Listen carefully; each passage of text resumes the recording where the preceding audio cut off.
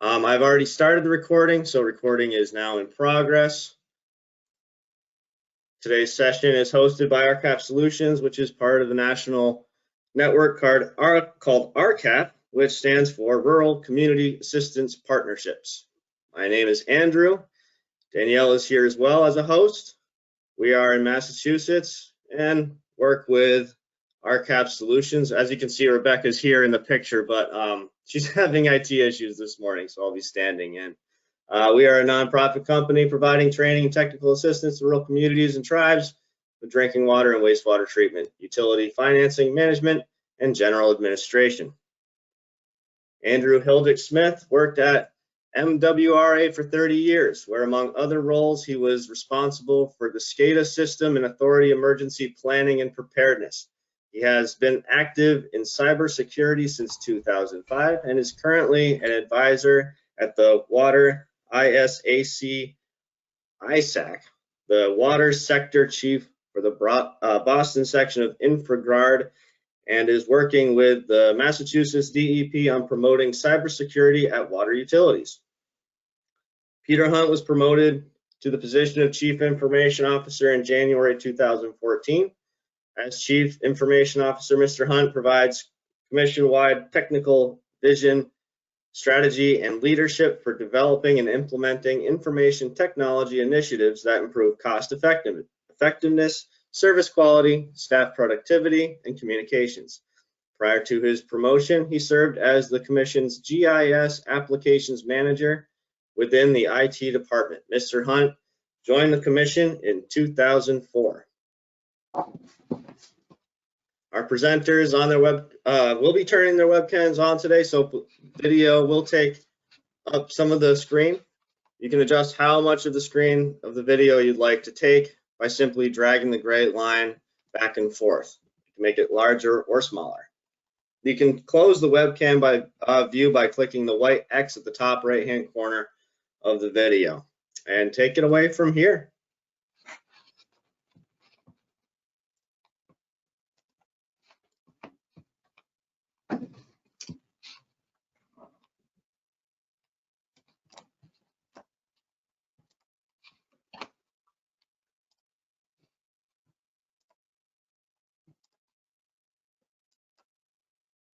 Okay, well, thank you. Can you hear me okay, Andrew? Your audio is coming in just fine, thank you. Okay, super. Well, thank you very much. So today we're talking about ransomware, and one of the good things about ransomware, and there's really nothing good about it, but if you can defend against ransomware, you can defend against pretty much any threat out there, because it's like the approaches that those folks take are pretty common. Used by every adversary. So so keep that in mind, that focusing on ransomware helps you focus on all sorts of things.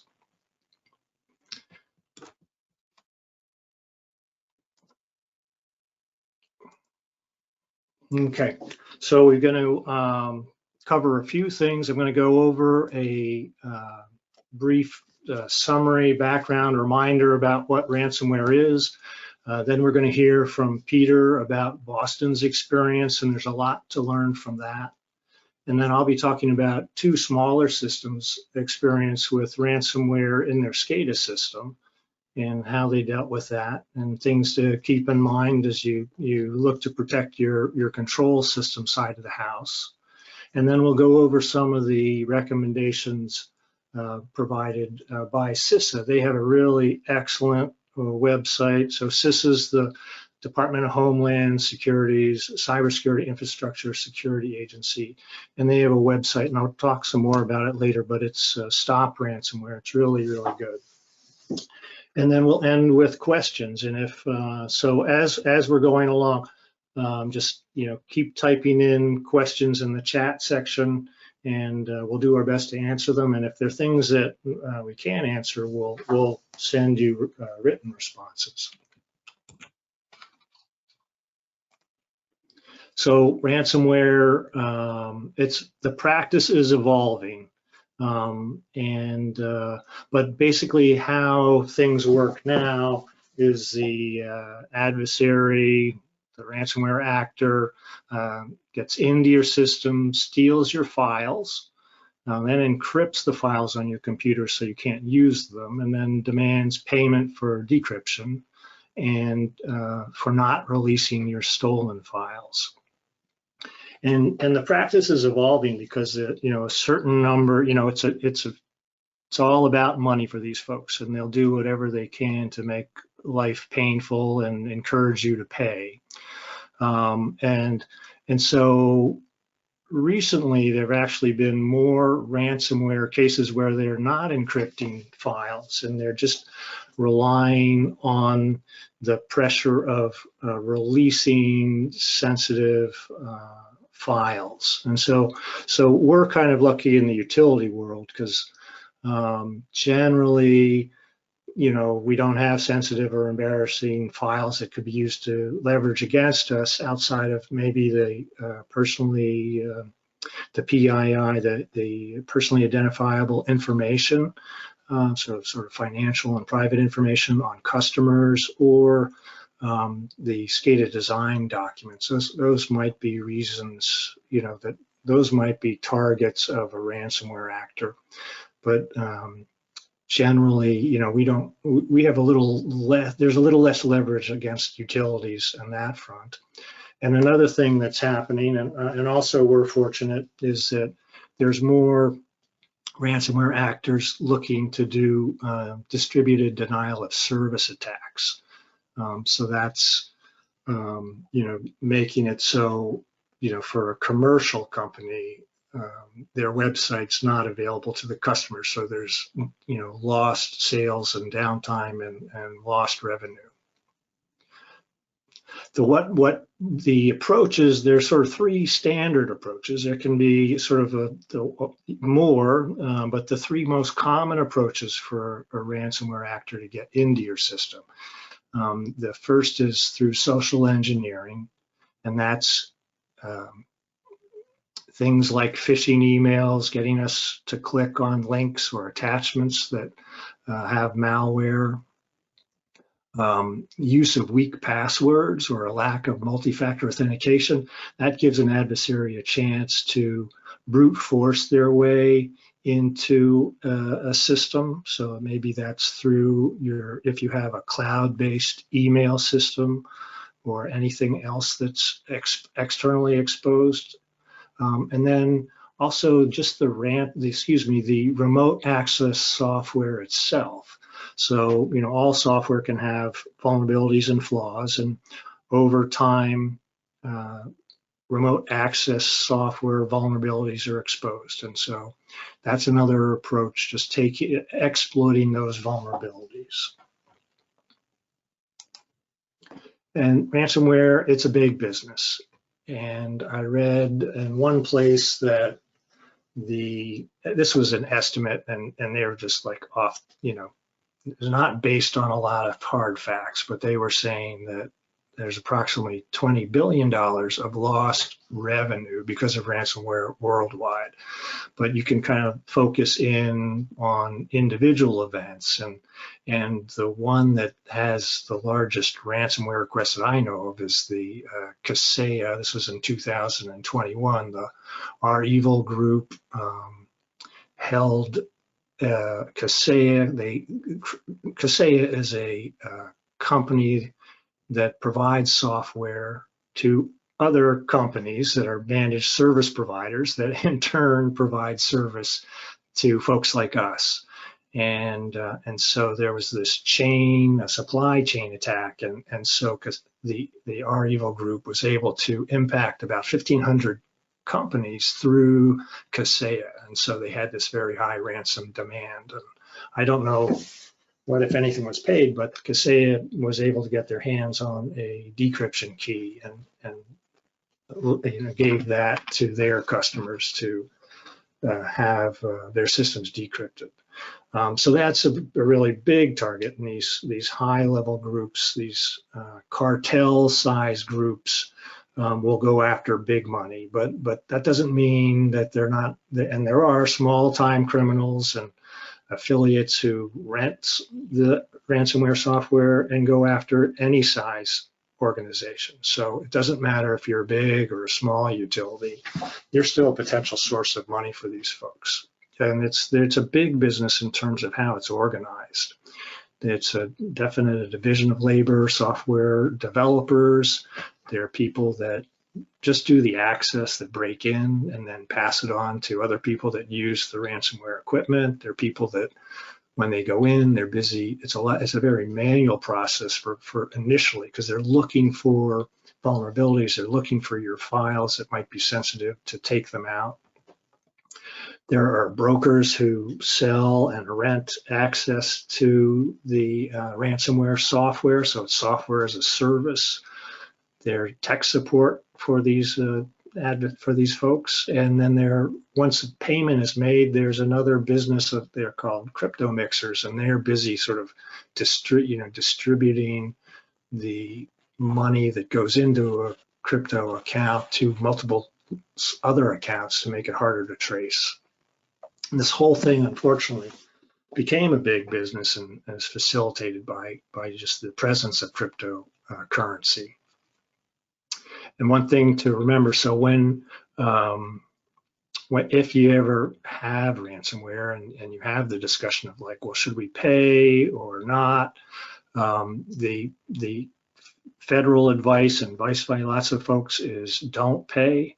And that's important just on its own as a way to discourage further ransomware. So right now, sort of the big targets for ransomware actors is education and healthcare sectors, because they make a lot of money there. If we as a wastewater sector can minimize the amount of payments that we make, we'll get a reputation as like a bad target for ransomware actors. So whatever you can do to avoid paying, helps yourself, but it, helps the whole sector. And there's a recent report from Sophos, and they interviewed a large number of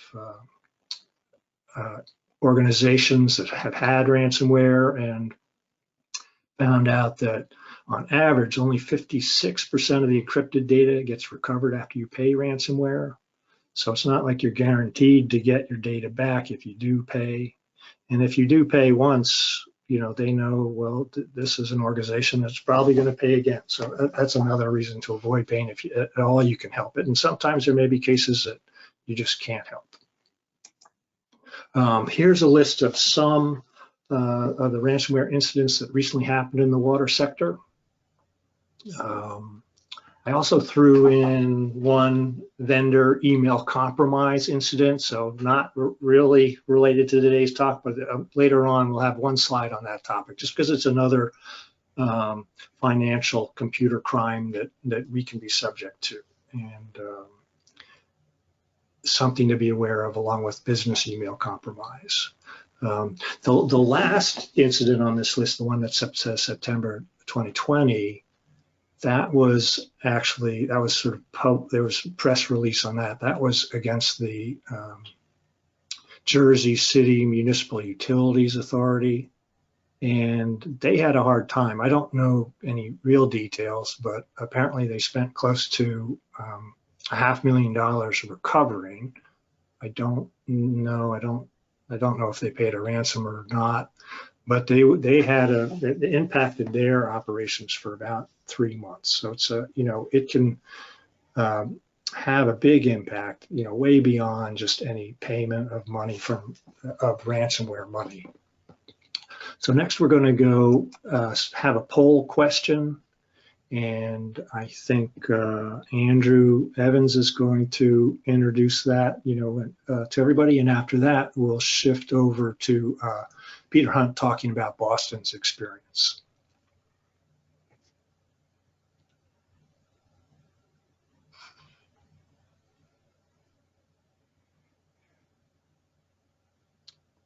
Andrew Evans, are you okay? Looks like you're doing it.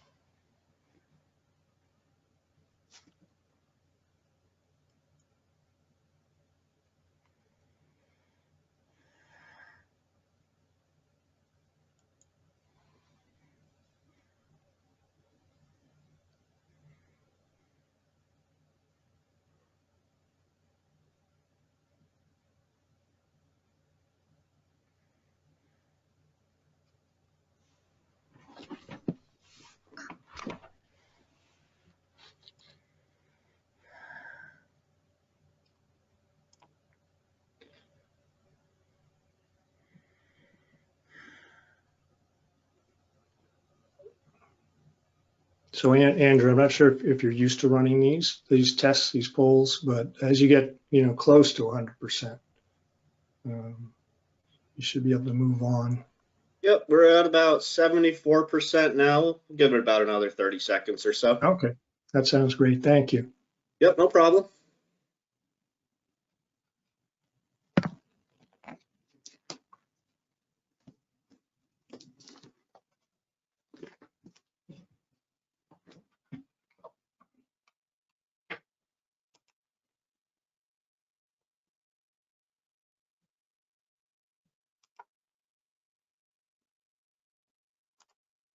Now we'll give this about another 10 seconds or so if anyone has their last guesses to make.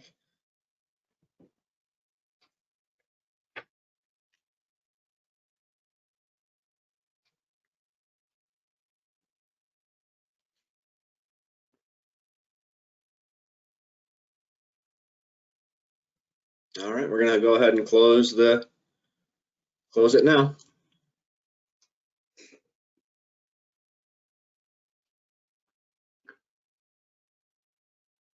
So I can't see, I'm not set up as an organizer right now, Andrew, so I can't see the results. So I can review the results if you like, right. or I can make you an organizer. So I think maybe you could, yeah, I'm having a hard time following. No, you should have been an organizer already. My Well, I apologies. am now. Somebody just made me one. You should be able to review and share now.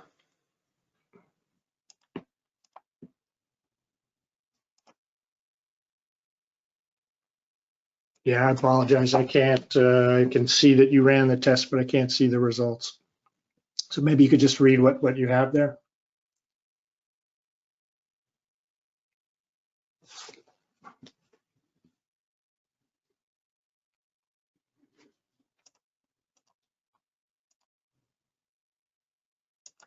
Well, I seem to have lost them myself right now.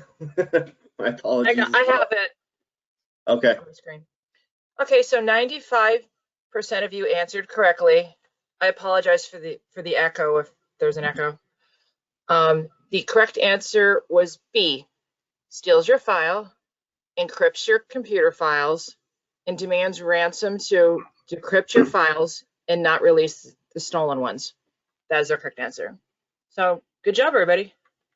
Yeah, and that's how sort of typically what happens now, but they'll evolve their practice over time.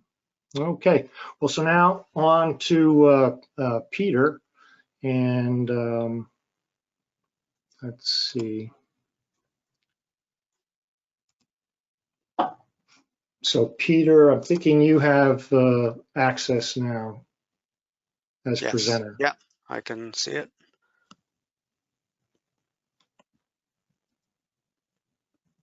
Okay, can you see my screen? Yep, that looks great, thanks. Cool. Good morning, everyone.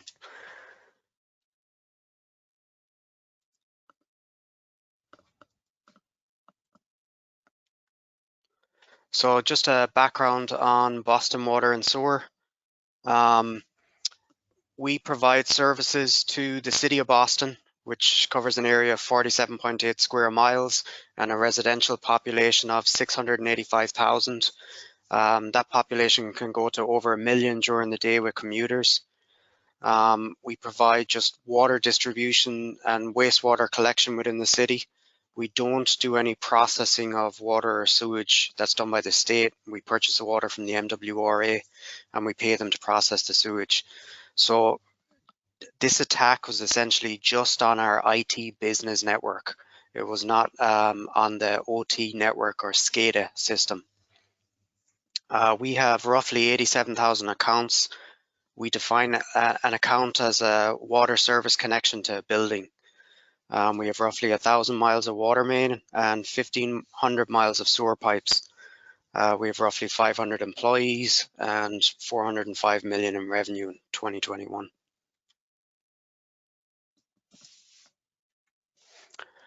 So leading up to the attack, we were required to complete the American Water Infrastructure Act of 2018, which involved completing a risk and resiliency assessment and creating an emergency response plan. Part of the risk and resiliency assessment required us to do a cybersecurity assessment. We had to have that done by March 2020, which we did. We completed that in time. We had created a plan of action to address any of the issues that were identified during the assessment. And we had actually, by the end of the assessment, we had completed all of the high risk issues and fixed all of those issues. And you were required to complete the emergency response plan within 6 months. So we completed that in September 2020. Obviously COVID hit in March 2020, the city of Boston shut everything down. So we were required to basically enable our staff to work remotely. We had anticipated this in like the start of February, and we had purchased all the equipment to do that. So we really didn't have any issues with the remote work and setting everything up for that. So by the end of this, by September 2020, we actually thought we were in great shape security-wise. We actually had scored pretty highly on the AWE assessment. And again, we had fixed most of the high-risk issues that were identified. And we had aligned ourselves to the NIST cybersecurity framework, which is basically, it's a voluntary framework consisting of guidelines and best practices to help manage cybersecurity risk.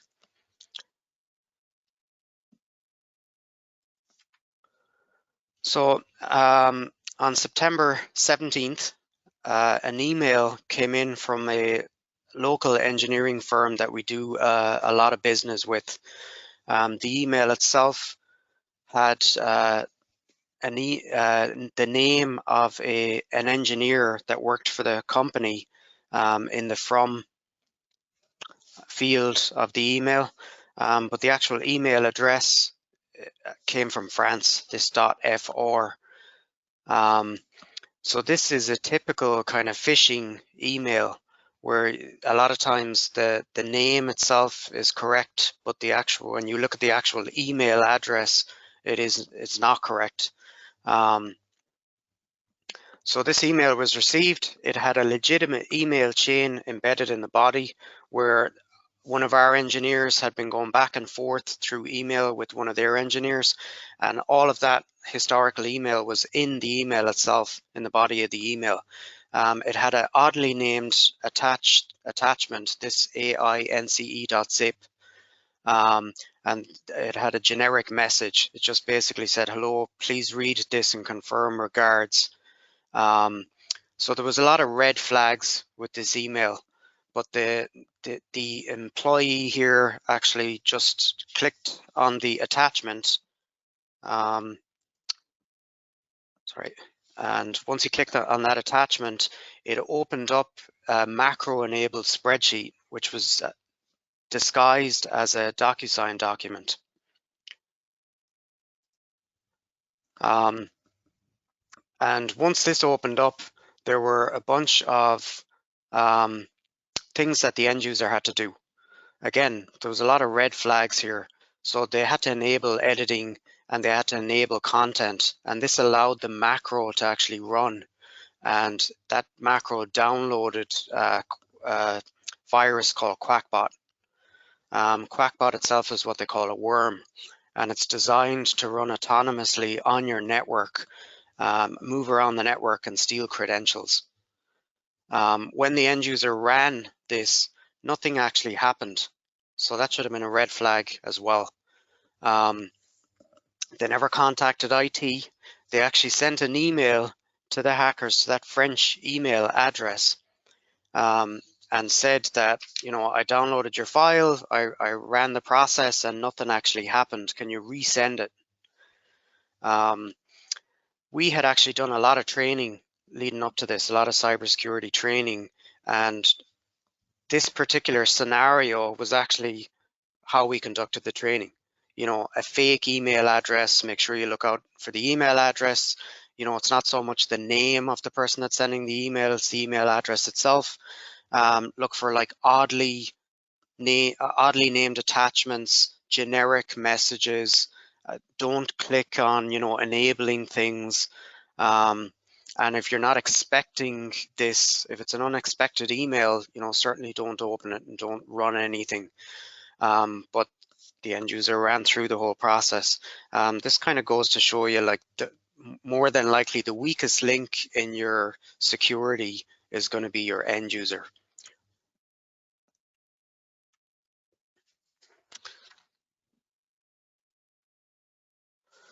So the attack itself, so that email came in September and nothing actually happened. The Quackbot worm just actually sat on that end user's PC. When it was installed, it actually reaches out to the command and control server on the internet and basically tells the hackers we've broken in. And once that happens, usually the hackers then will either, if they're working alone, they will use that break-in essentially to download other viruses and basically get it around your network. With this particular attack, nothing actually happened until October 27th. Again, the worm itself was sitting on that end user's PC. It didn't move around the network. It just stole that end user's credentials. October 27th, the hackers then actually downloaded Cobalt Strike. And Cobalt Strike is a penetration tool test kit that's widely used in the IT industry. Once they had that downloaded, that allowed them to move laterally around the network and start stealing more credentials until eventually they actually got the administrative credentials. Once they had the administrative credentials, it basically enabled them to do anything on the network. They had access to our domain controllers, our email servers, our backup servers. October 29th, they attempted to steal a copy of our CIS database, which is basically, it's our billing system.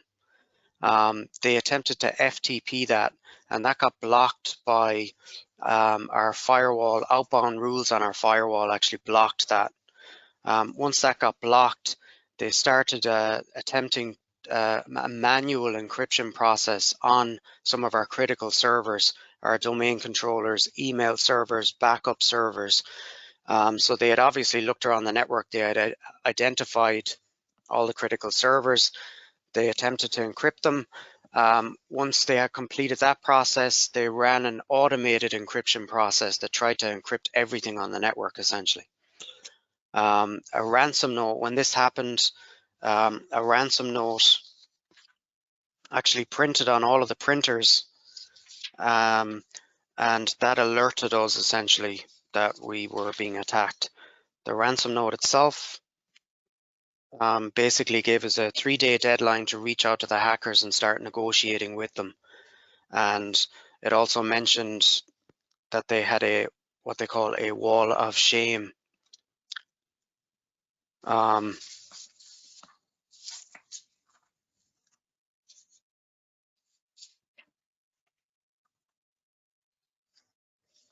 Sorry, I seem to be missing.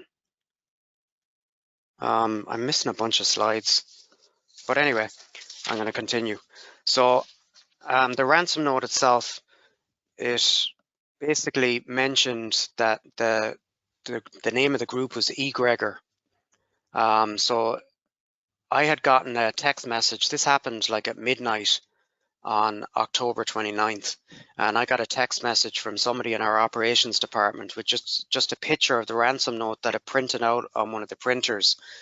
And I read the ransom note. It was like 5 o'clock in the morning when I woke up when I got this text. And in the ransom note, it said that it was the Egregor group. So I Googled Egregor, and I saw the first mention of Egregor was in September.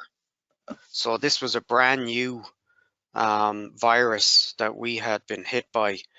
And the only mention of any company that was hit by this was actually Barnes and Noble. And they had just had their network encrypted by the same group. So I knew right away we were in serious trouble. It also mentioned on the ransom note that they were looking for hundreds of millions of unwanted dollars as the ransom, and they wanted it paid in Bitcoin. And we had 3 days to reach out to them. And it also said that they had encrypted our files and stolen our sensitive data. And they had listed on there, they had what's called an onion site on the dark web. It's essentially they're like websites on the dark web. And on there, they were releasing data that they had stolen from companies when the companies were unwilling to negotiate with them. They were actually releasing 10% of your data every week. So I had gotten onto the dark web and I looked at what companies were listed on there. And at that point, there was maybe 20 companies, and some large companies like Barnes & Noble. The Smith & Wesson was on there. There was a bunch of gaming developer companies listed on there, and they were releasing the code of the games that were in development to these companies. So I contacted everybody in IT that morning, and again, everybody was working remotely at the time. So I made the call, I contacted everybody in IT, told them everybody has to get into work, that we were hit by an attack. And once everybody arrived in, the first thing we had to do was we had to essentially disconnect from the internet. So we disconnected from the internet. That meant a lot of our applications wouldn't actually work because they rely on internet access. We started isolating the virus itself to block its execution path. To do that, we used our what's called endpoint protection system, which is basically it's the new version of the old antivirus systems. Once we started blocking the execution path of the virus, it meant that we were actually blocking everybody else's access to applications on the network. So nobody could essentially do anything once we started this process. We had completed the incident response plan, and in that plan, we had listed all of the relevant agencies that we actually had to reach out to. That included like the FBI, WaterISAC, MSISAC, different like the City of Boston, the MWRA, our insurance company. And when I called WaterISAC, I spoke to Jennifer Walker at WaterISAC, and she had mentioned that she heard of another company that had gotten hit by the same virus, the Egregor ransomware group. And she had given me the name of a company, a security company out of Texas that had worked with this other company to resolve the issue. So right away I contacted that company and they were available to help us. So by midday on the 29th of October, we had that company and they had a second company that did forensic analysis for ransomware attacks. And so by 12 o'clock that day, we had two companies assisting us in the recovery, which was fantastic.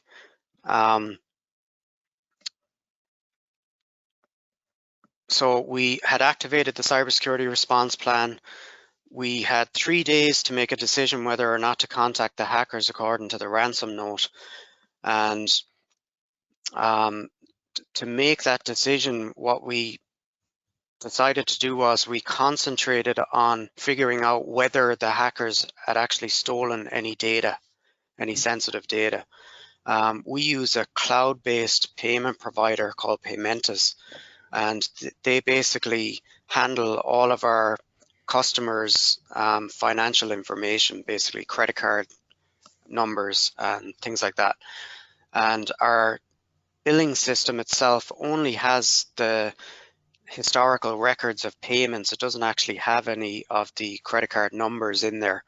And in Massachusetts, basically for what they call a breach would require, we would be required to notify the state if the hackers had gotten the first name, last name of our customers and either the social security number, driver's license, or financial account information, which they didn't get any of that information. So we knew we didn't have to basically go public and tell all of our customers that their data was stolen.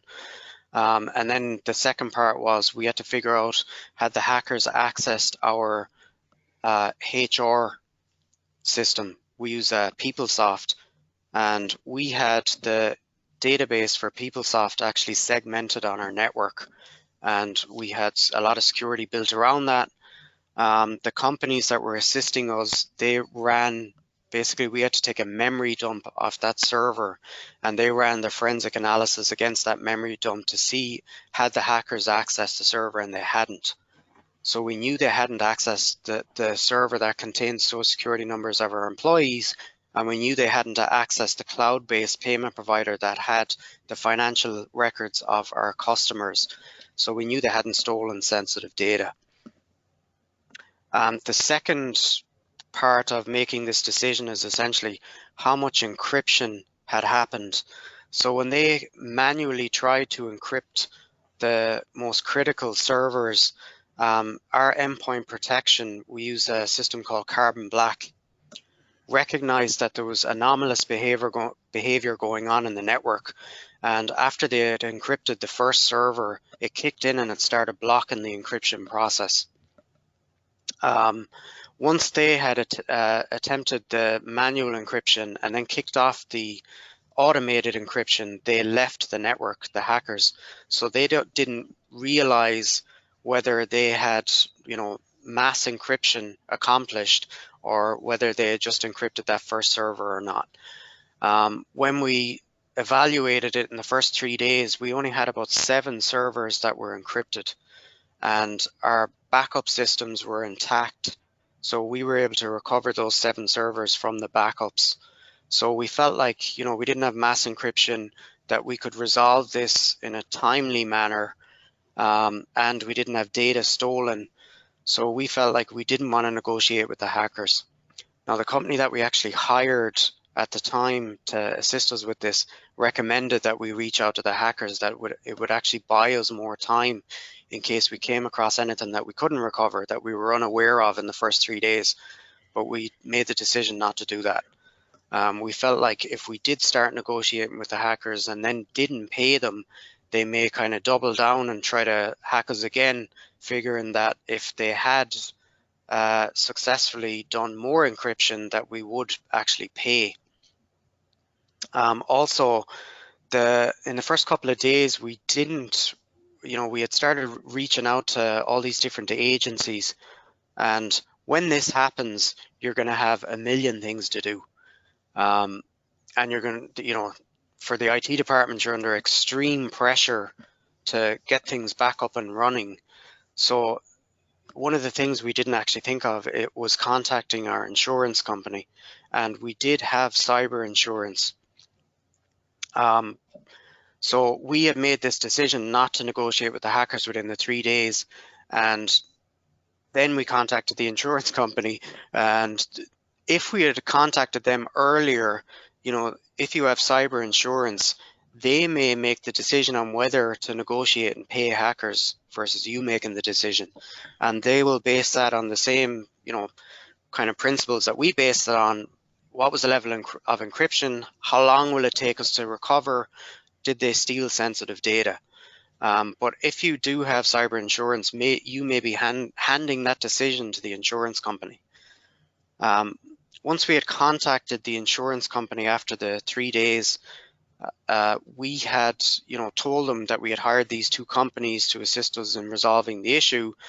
And they had kind of said, well, you should have reached out to us first because we have a list of vendors, approved vendors that you can work with. And it turned out that the companies that we used were actually extremely cheap. So when they saw the prices that we were paying for the assistance, they agreed that this will be covered under the insurance contract. It took us roughly 2 weeks to restart services. And during that two weeks, the process that we went through was initially we had to disconnect from the internet. We had to block the execution path of the virus. Once that happens, that means we block end user access to everything. So that means everything was down. We had to reset every single password in the network, all end user passwords, all service accounts, all vendor accounts. That's thousands of passwords essentially. We had to take a memory dump from every server and PC on the network. And basically to take a memory dump, you have to go to every single device, you plug in a USB key, you take a copy of what's running in memory at that point. To do that, you need to ensure that you do not reboot the servers or PCs or unplug them, because once you reboot the server or unplug a server or PC, it wipes memory. So we had to keep everything running while we did these memory dumps. And again, we're talking about, you know, upwards of 1,000 PCs and servers. We had to wipe every single end user device once we had that done. So we took all the like laptops and PCs and re-imaged everything. We had to restore, rebuild any servers that had any level of encryption. And the hackers did actually successfully encrypt our backup catalog. And it's essentially, we have multiple ways that we do backups. We do backups to disk on site. We do backups to the internet, cloud-based backups. We also do backups to tape. And they had attacked the catalog basically for all of the tapes. Luckily, we had a backup of that, so we were able to recover it. So, you know, ensuring that your backups, that you test backups continually, because if this happens, you're going to really rely on your backups to recover. Otherwise, you're going to end up paying the ransom. So during this time, most services were actually still running. Most applications were still running. Most of the servers were unaffected. So we were able to like make payroll during this 2 weeks while we restarted all the services. And anything critical we were still able to do, but we just didn't allow any end user access into anything. So it kind of worked out that the timing for this was like a blessing in disguise. So again, before this happened, we thought we were in great shape. But it was something as simple as allowing macros to run on our network is actually what allowed this to happen. And the reason why we had macros running on our network was because there were a lot of like end users using macros in spreadsheets and access databases. And to turn that off, it's as simple as it's a setting on your firewall. You can turn it off on the firewall and it'll just block anybody from running a macro on your network. So, you know, the simplest thing actually caught us in the end. And the email itself actually got through. We had many levels of security set up. And once the email came in, you know, it got through our firewall. And it got through the firewall because the version of QuackBot itself was brand new. And so it didn't have a signature in the firewall identifying it as malware. It got through our spam filter. So it got through that because it came from a legitimate French email address. The hackers had actually hacked into the email server in France and was using that to send the emails. It got through our end user. This was what they call like a spear phishing attack, where they had basically broken into the network of the local engineering firm. They had gotten into their email server and they had stolen emails from that server. They weren't using the server to send emails. They just used the server to steal emails and then use those emails for a spear phishing attack later on. We have a company that monitors all of our traffic coming in and out of our network. And when the QuackBot worm was actually installed on the device and it connected to that command and control server on the internet, the IP address of that server was actually sent to the company that monitors the network traffic. And because the IP address was not a known bad address, they ignored it. So the hackers had also hacked into that server on the internet. It got by our endpoint protection because the Quackbot worm was digitally signed by another firm's valid certificate. So it didn't quarantine Quackbot when it was running on the network, it actually trusted it. So the hackers actually went through, you know, an email server in France, an email server it was actually in Newton. They hacked a software company to steal their private key so they could digitally sign Quackbot. And, you know, they had hacked that command and control server on the internet. So it was a very sophisticated attack. When we figured out where the email had actually come from, I contacted the engineering firm in Newton and I said to them, you know, I told them what happened. And the guy, the owner said, you know, oh, we've been having problems with our email system for months. He's like, I've been getting calls from a lot of companies saying they're receiving strange emails from us. And I was like, and you didn't think of doing anything? And he's like, I don't have any IT people working here. You know, we only have 5 PCs, 1 server. So they targeted them, but they weren't going to take them down because they were too small. They were only going to use them. It was like a supply chain attack. So you always got to think about the companies you're doing business with. You can be as secure as possible, but the companies you're doing business with may be completely unsecure. So you need to think about that.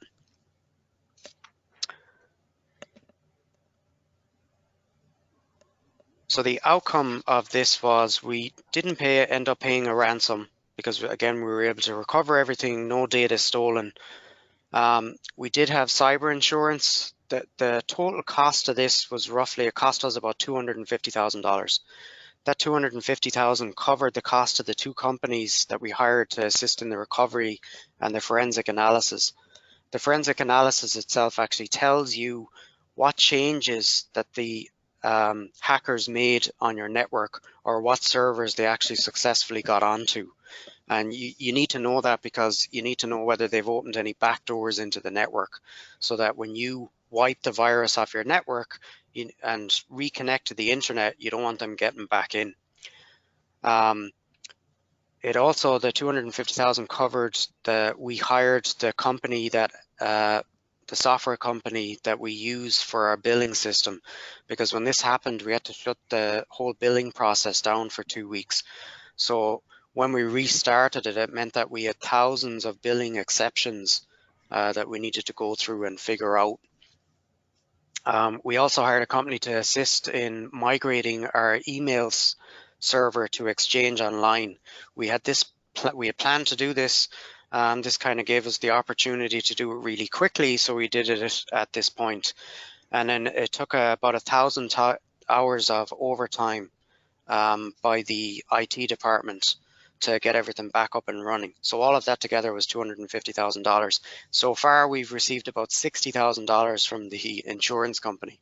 So this is a year and 3 months later, and we're still dealing with the insurance company. And even though everything to me was pretty straightforward, how this happened, all the things we had in place, you know, I thought it was going to be a straightforward process, but it's not. It kind of happened, when this happened, it was an ideal time for this to happen for us, because at the time the election was going on and was grabbing all of the headlines, so nobody was paying attention to this. We did see some of our customers on Twitter wondering about their bills. Their bills were kind of late after the 2 weeks, and they started asking questions, but again, the election was grabbing all the attention. We had no weather event during the first 3 weeks after this happened. So, you know, the operations wise, it wasn't a major issue. It happened at the end of the month, which means that we had completed our billing process and we weren't expected to produce bills until the 7th of November. So it kind of bought us about almost 10 days. And COVID was going on, so we still had a lot of the office staff were working remotely. It gave the IT department unfettered access to the PCs, so we were able to resolve this quicker. Once we got things up and running, reconnected to the internet, the enhancements that we started making, the first enhancements we made were basically least privilege, zero trust access on everything. So when we started allowing people access to the system. We only allowed critical users access to critical systems in the beginning. And this is where essentially what we call least privilege comes in to play. And I think this is the most important thing that needs to happen. Is up until the attack, basically, we were always very flexible with our end users. You know, the majority of the requests, if they requested internet access, they were given internet access. If they requested a laptop, they were given a laptop, or an iPad, they were given an iPad. We always kind of gave them everything they wanted. And after the attack, we said, okay, only unless there's a critical business need are we going to allow access to these systems. And the managers have to sign off on and explain what the critical business need is. So we've locked everything down and basically reduced the harm that an attacker can do if they compromise an end user account. So it makes it very difficult. If they compromise an end user account, it gives them very little access to our servers and applications. We started enforcing multi-factor authentication for any access outside the network. So if they're accessing any of our services in the cloud, they have to use their phone. Basically, they'll log in, they'll put the password in, and it'll ping their phone. And on their phone, it has an authenticator application, and they will click approve, and that'll allow them to connect.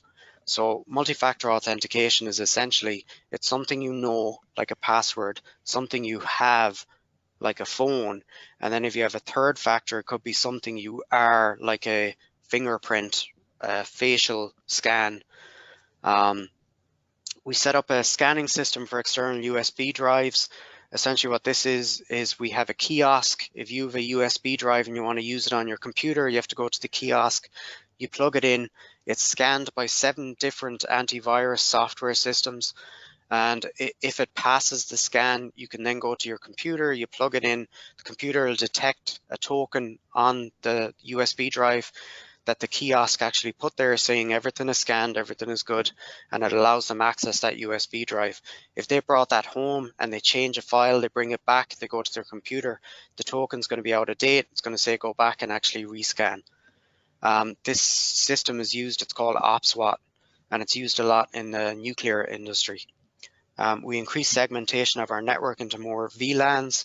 What that is you're basically segregating out your network, and if you grant access to one segment of the network, it doesn't mean that you grant access to other segments. So if hackers get in, it makes it very difficult for them to move around the network without being detected.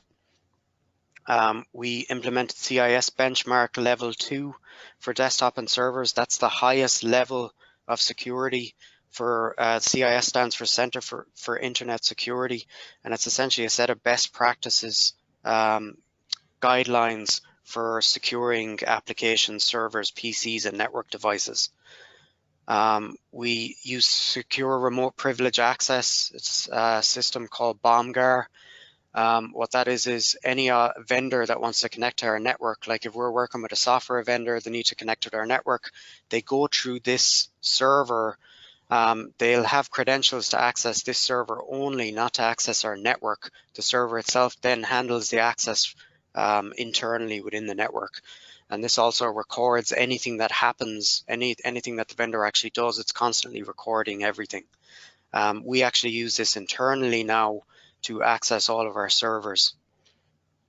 Again, least privilege, zero trust access on everything. This is critical. You got to assume essentially that you're always compromised and try to, run your business, continue business as usual. Increased end user phishing tests. So we were doing phishing tests twice a year and training. We now do it every single month. And if you fail a phishing test, basically there's escalating consequences for that failure. We start off with a half-hour cybersecurity training. Then we do the phishing test. If you fail that, you got to do a 3-hour training. If you fail that, depending on the business needs for your particular job, we're going to remove email access, possibly remove internet access. And if you continue to fail, will just completely remove the access to a computer, depending on your job. We disabled macros across the network. This was a simple thing to do. We had it running because some of the legacy applications we had in place. Lessons learned, things you can do in advance. Will you negotiate with hackers? This is definitely something that you should think about now. And obviously there's going to be many reasons why you'd want to negotiate with them or why you would not want to negotiate with them. You know, it would depend on, again, the level of encryption. Have they stolen your data? Obviously the way you feel about it, if you're negotiating with hackers and paying a ransom, again, it encourages hackers to hack more. You should have a business continuity plan in place. Again, I thought what happened to us was essentially a best case scenario. It took us 2 weeks to get up and running again, and all of our critical systems were really unaffected from the beginning, but it still took us 2 weeks to do that. The memory dumps, the forensic analysis, you know, wiping all the accounts, resetting passwords, re-imaging PCs. So you got to assume you're going to be down for at least 2 weeks in the best case scenario. So can you run your business on paper for 2 weeks? This should be part of your business continuity plan. You should definitely have one. If hackers get into your network, regardless of whether they do any encryption or not, you're going to end up resetting all your passwords. It takes time. You should have a plan for that right now. Put that in place. It's going to save you a lot of time and hassle if this happens. Have a communications plan. Do you plan on going public? Many reasons why you should go public, why you shouldn't. Obviously, state laws come into place. You may have to go public. It can be distracting. You know, if we had to go public right away, you're going to be getting a lot of calls. You're going to have to be answering a lot of questions you may not have the answers to in the beginning because you haven't completed that forensic analysis to see exactly, you know, how much data has been stolen. And you going public, you may also alert the hackers, and they may know, you know, you've been hit, they have you. So there's a lot of reasons to go public, not to go public. But if you, you know, you should have a communications plan around that and do that now. Have clean laptops on standby. That's to ensure that, you know, when this happens, you want to have laptops that you don't need to start wiping and re-imaging, so you can start working on this right away. This will be for the IT department and some critical end users. Identify and secure sensitive data. This is, I think, the simplest thing you can do and most effective. I bet there's lots of data, you know, copied around everybody's network. You know, if you think of your HR department, your legal department, your finance department, when hackers get onto your network, that's why they're going to spend a month analyzing your network. They're going to be looking for those critical users like your HR department that has sensitive data. And, you know, if your HR department is scanning your HR records, your files with your social security number on it, and they're saving it around your network, you're going to have data, sensitive data everywhere. So I would say you should have somebody analyze your network, pull all the sensitive data that you have, put it on a single server, encrypt it, isolate it on your network, make sure it's secure. Continually test your backups. It's critical. You're going to rely on them to recover, or else you're going to be paying a ransom. And you got to think about, what are you posting publicly? So Andrew mentioned business email compromise. Essentially what that is hackers don't need to actually access your network. All they need to do is send an email to maybe your finance department saying, you know, I've changed my account number. I'm one of the employees from whatever, from IT. I've changed my account number and please send my payments into this account. They're not getting into your network. What they're doing is they're usually using publicly available information to craft a email that seems like, again, it's a phishing email, or it seems like it's coming from an employee or a vendor, and it's asking to change usually payment records. So you got to think of things like job descriptions. Your IT job descriptions, are they describing things in your network, you know, versions of software?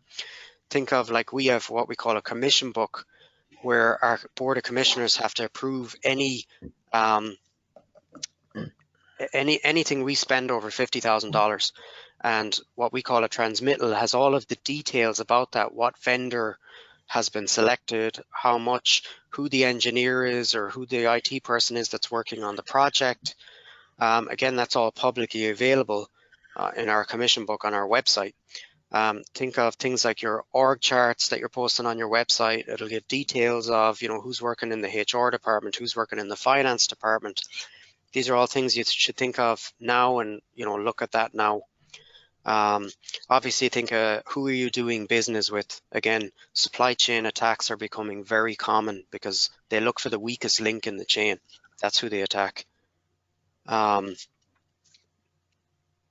And lessons learned during the attack, these are things to do. You should reach out for help. You're definitely going to need it.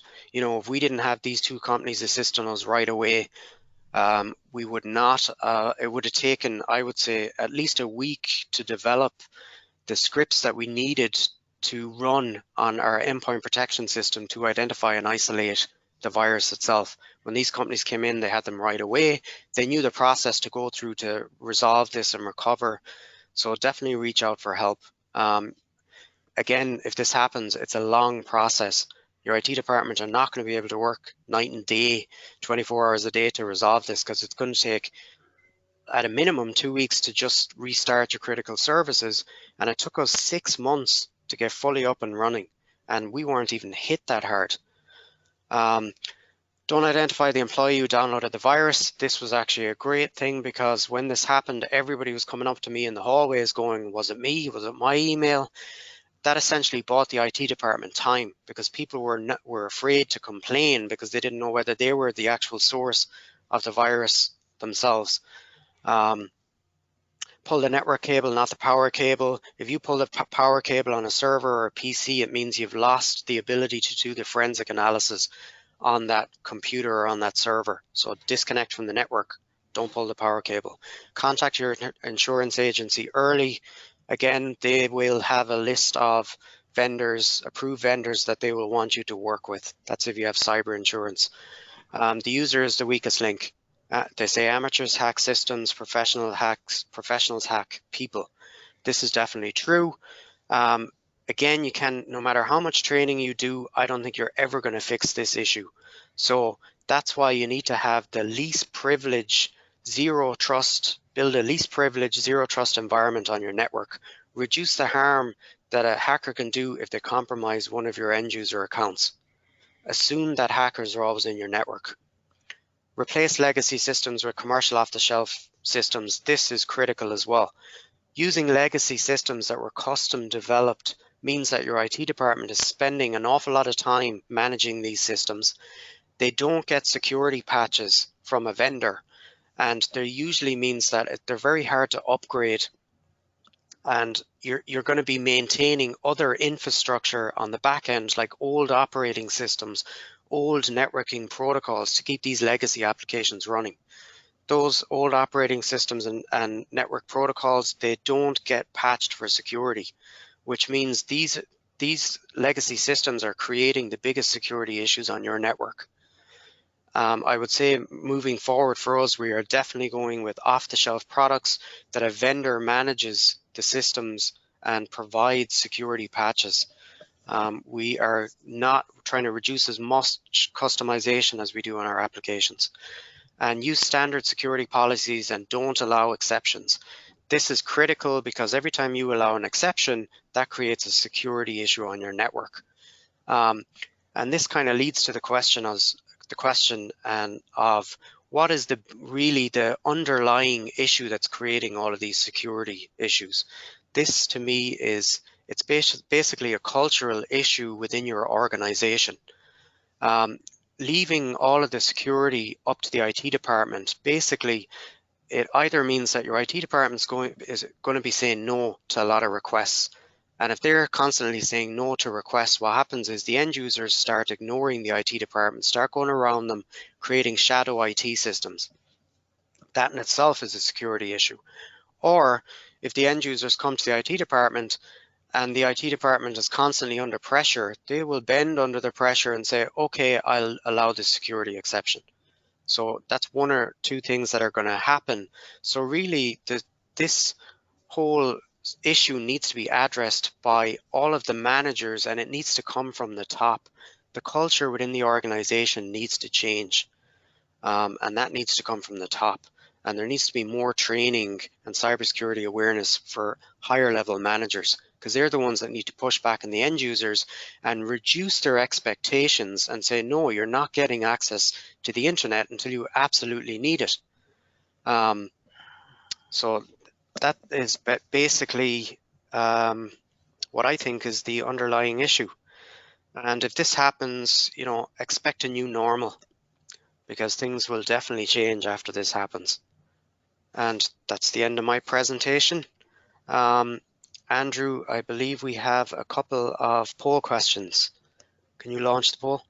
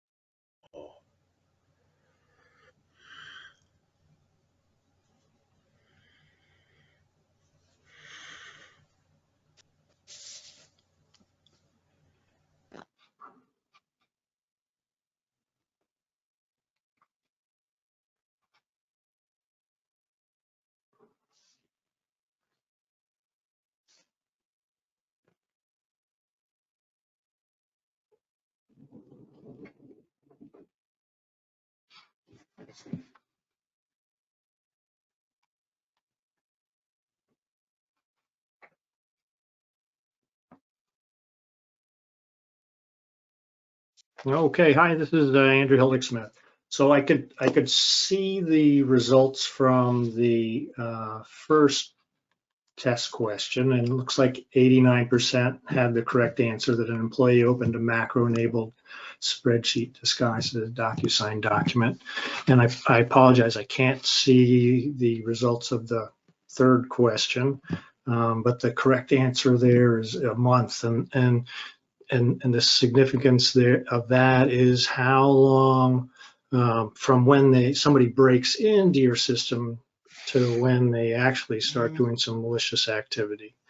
So we're going to shift now to let's see, on to some small system incidents. So these are two incidents that affected Scada systems. And the first one I'm going to talk about is a water utility. They serve under 4,000 people. And this, oh, by the way, this is information is courtesy of the WaterISAC. They collect lots of information, including incidents.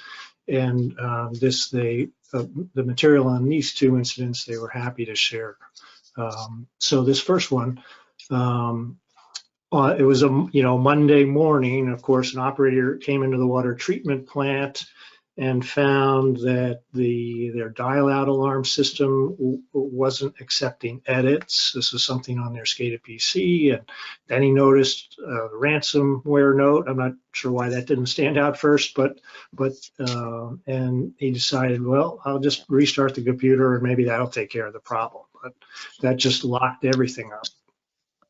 He also noticed that so this is a system that has groundwater and surface water sources, and their well system wasn't operating, and he thought, well, maybe this is a communication problem because that's something that happened in the past. It turned out that the ransomware that was on their system was called Locus. So this, I don't know that group, but like what Peter had described with Egregor, the folks that did Egregor were like, top end ransomware people. And like he said, they're super sophisticated. And so the Locus group is maybe they're a group, or maybe they just rent out or sell their software to other people. And it looked like the access into the Scada system was through their remote access application, which was called RD Client.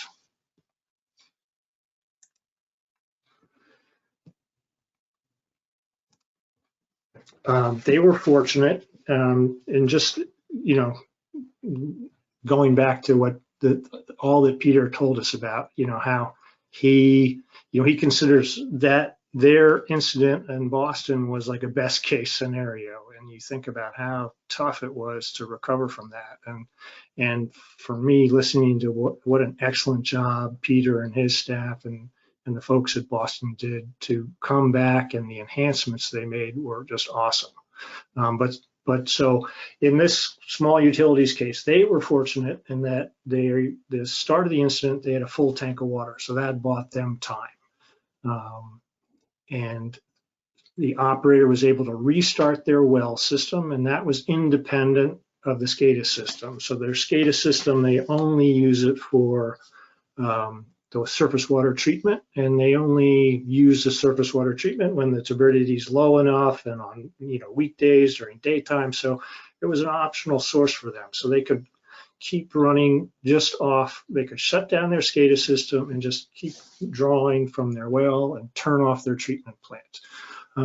So from a operator's point of view, the only impact was that up until the Scada system the computer was shut down, it had been logging the system data for regulatory purposes. So now that operator needed to make rounds and record manually how the system was doing over time to maintain accurate regulatory reporting.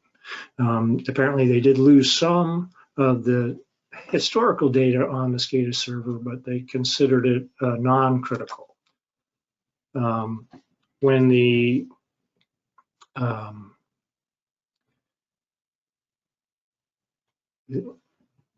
the operator's first instinct was to turn off the computer, and that seems like that kind of makes sense in a way. But just as Peter was describing, you really you want to disconnect communications and not turn off the PC. But so this operator turned off the PC, then he contacted the IT person who said, well, you might as well disconnect communications as well. He contacted his supervisor, the state environmental agency, and the local police, and they in turn contacted the FBI and the state police. So you can kind of imagine how word will spread, and a lot of people, like Peter said, there are a million things that are going on. And the more people engaged, the more help you have, but also the more people you need to keep up to date. In this case, it's a small system, and they had the one Scada PC, and so between their IT contractor and the Scada vendor, they were able to rebuild it in 2 days. So that's not typical. But they were able to do that and not pay the ransom. So one of the lessons for them was, don't unplug the computer, because if you do, like Peter said, you lose the memory that would give somebody with advanced computer skills, forensic skills, the ability to find out what happened so that you can then block that access going into the future. In this case, the access was the remote access. And so they did upgrade their remote access application, and they also upgraded to Windows 10. It was valuable for them that their system was segregated. So the IT system and the Scada system, just the way it is at Boston, is separated. So in this case, what went into the Scada system didn't spread into their IT system. And then also keeping their regulatory agency in the loop was important. So here's a second case. So this is even smaller. So this is a wastewater utility that serves under 400 people. So, like I said earlier, size doesn't matter. And I'm not remembering which. Yeah. So this one. So it's the same kind of thing. An operator came in. In this case, it was a Saturday. It was Saturday, July 3rd. He came in and found a unusual, blue screen on his HMI computer, a Scada computer, and a password prompt. He entered the password and everything went back to looking normal. But then he came back the next day, July 4th, and did the same step because he saw the same funny screen. And this time, the desktop icons all changed to question marks, and it asked for Bitcoin payment. The payment was relatively small. So there was a request for 0.03 Bitcoins, which at the time was about $1,000. And later, and I'll get into it in a sec, but the forensic analysis showed that the access was through remote access. And it was there wasn't, because again, in this case, the computer was turned off. There wasn't full forensics evidence. The memory part of the forensics data wasn't there, but in this case, the FBI was able to figure out that it was through remote access. Hey, Andrew. Yeah. This is Danielle. Hi. We have 6 minutes left. Just okay. FYI. That's excellent. Thank you so much. So just to summarize this incident, they were able to avoid an impact because of that they could just shift to manual. They preferred to run things through Scada, but they had an easy way to shift to manual operations.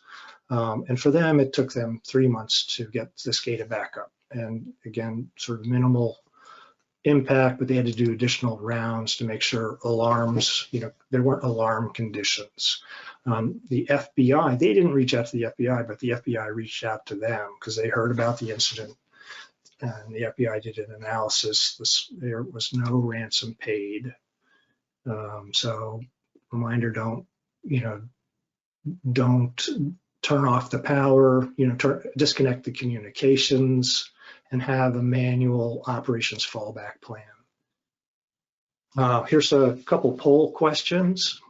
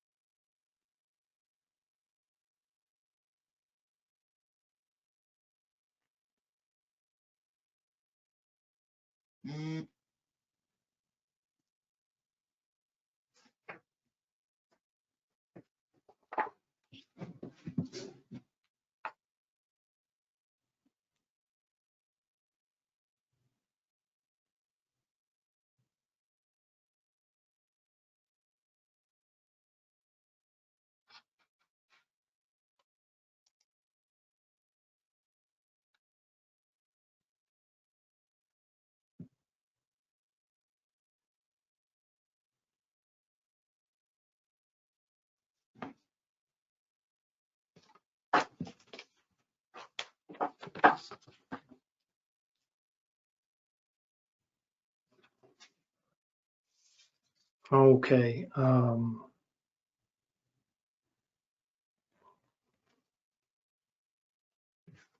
So I apologize. I can't see the results, but the answer that we're looking for is to leave the computer powered on, but disconnected from the network. You know, either disconnecting the communication cable or turning off the Wi-Fi. Hey, Andrew, yes, 100% scored A, which is great. Awesome. Nice to hear. Thank you. So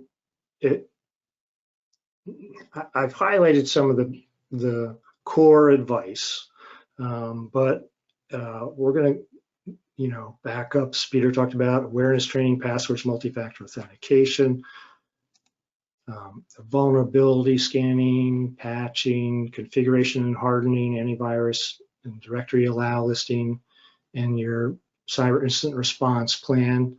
All those items and other ones are covered in the CISA Stop Ransomware website, and I'll be getting that in a minute. They also have advice on response, so that's that isolating that we were talking about, triaging, and that's sort of like what Peter was saying, is you need to sort of identify what's been infected, you know, how bad it is, and then you can map out sort of restoration and recovery, make your contacts with internal and external sources or support teams, and that might include law enforcement. You want to try to preserve the digital evidence for the advanced people to figure out what happened, and then rebuild systems. I've added these. I'm going to spend just a moment on these ones. So for Scada, so the Stop Ransomware site doesn't talk too much about Scada. So this is like emphasize manual operations plan. If you can't run manually, you know, if you don't have a way to run manually, work it out. Just manually remote access. You want to limit who has access, and the capabilities of the systems have strong passwords, multi-factor authentication, and patch software. And a really important one is having spare PLCs or whatever hardware controllers. So if somebody gets into your control system and bricks those controllers, that can take a long time to get replacement parts, particularly in this, you know, era of supply chain difficulties. And have a firm, that last one is have a firm, response firm on retainer.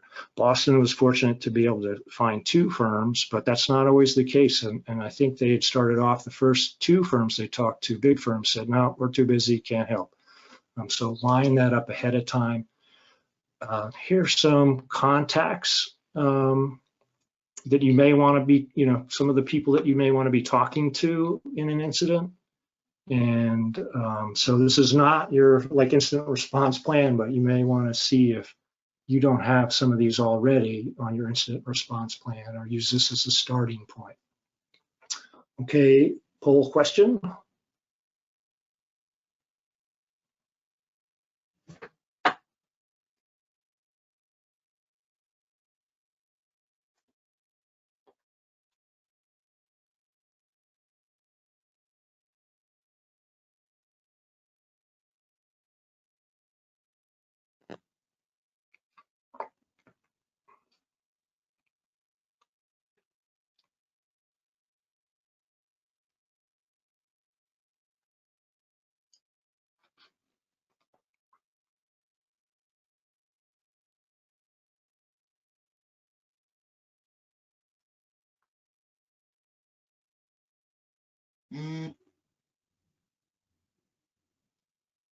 Okay, thank you. And so the answer there is, you know, open, you know, what you should not do is open suspicious email attachments.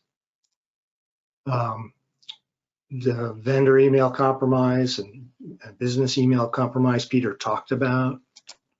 And I have 2 pages of slides of resources that are worth mentioning. So WaterISAC, excellent organization, full disclosures, I work part-time for them, but it's just a great source of vulnerability information.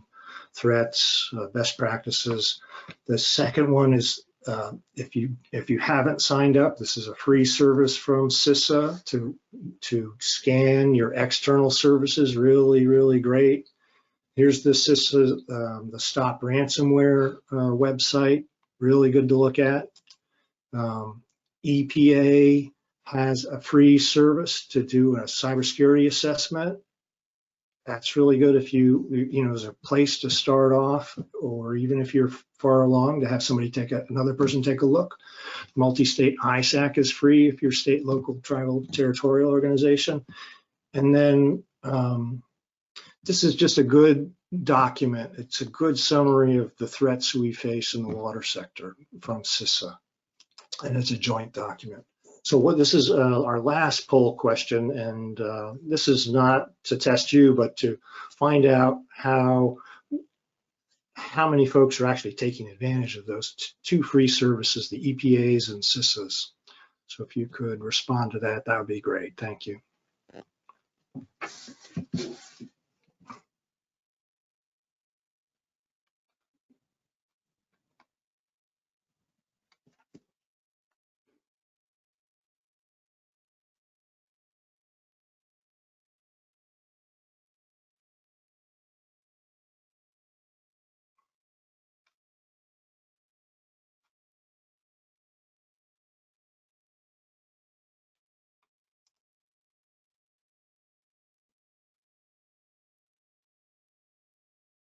Okay, how'd that turn out?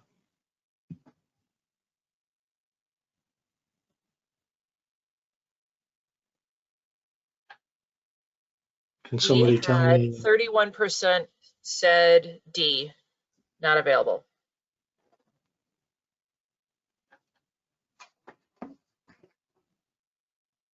For poll number 6. Repeat that again, sorry. 31% answered correctly, which is D, which isn't So an yeah, actual answer. So there's not really a correct answer. It's just what Yeah. people are doing. But we can go look at that later. You can let me know the results. And so if you have any questions, I apologize, we're a little over time. If you have questions, maybe we could take one or two now, or write in your questions and we can get back to you, or here's the contact information. You can also reach out to us. And I just wanted to thank Peter Hunt again. He led a really great response to a difficult situation, and that he's, you know, shared so much of it with us is just huge for all of us. So thank you, Peter. Anytime, thank you. And then Rebecca or Danielle, any questions, or are we all set? I do have some questions from the audience. Rebecca says, hi, everybody. She's really sorry that she had audio issues. She can see the chat. Okay, I would just pick maybe 2 here.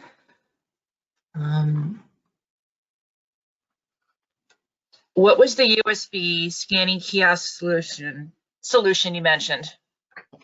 It was called Opswat, OPSWAT. You? Peter, does BWSC now pre-qualify consulting engineers for cybersecurity practices? Not all of them, but we've added language to our RFPs that basically says the responders have to describe their cybersecurity standards.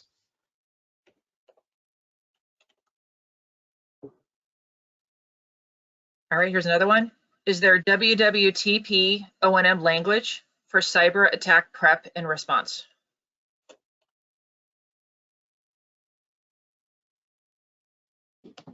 So that sounded like water, wastewater, incident response training, maybe incident response plan framework, and so that's something that the DEP is going to be working on, and perhaps next month early in the month, we'll be having a webinar related to incident response plan training, and hopefully put out like a framework for a basic incident response plan.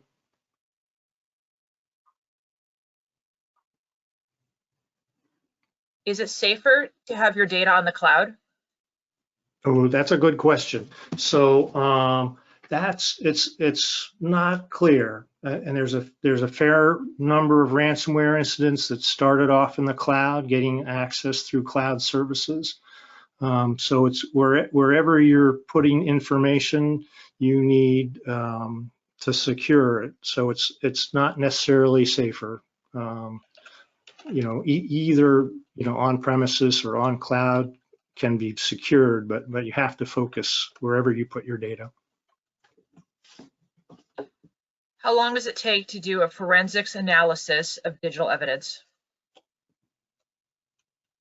I mean, for us, it took roughly 2 weeks, but it depends on how many servers, how many PCs, how many employees you have that are actually taking the dumps, and what type of software whoever's doing the forensic analysis actually has. So it just depends on the situation. And our last question is, Peter, how did you remain cool, calm, and collected during the incident response? Who said I did?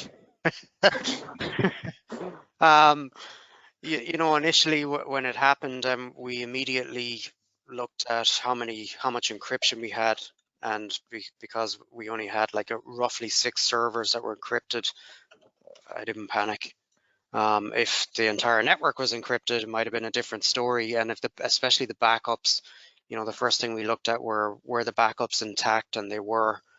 So I felt like we could recover without paying a ransom. And obviously a big concern would be if they stole the data and we had to contact our customers and go public with it and say, your data was stolen, then I would have been obviously had a lot more concern. But again, depends on the situation. Well, thank you both for answering these questions, and thank you all for attending.